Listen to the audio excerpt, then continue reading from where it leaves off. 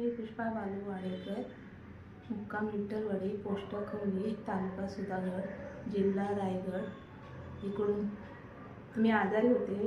तर मला भरपूर डोका दुखायचा, चक्कर यायची, मान दुखायची, उलट्या पण व्हायच्या. पण उलटी कधीतरी व्हायची, पण असा जाणवायचा मला उलटी व्हायची मनुष्याने.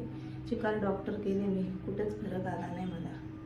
तर आता मला समजला शैलेश काकडे यांच्याकडे मला समजला. तर मी शैलेश काकडेंकडे आले आणि इथं जराशी ट्रीटमेंट घेतली.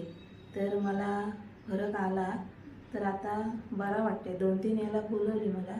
आता फरक आला आहे मला. मान दुखत नाही, डोका पण दुखत नाही.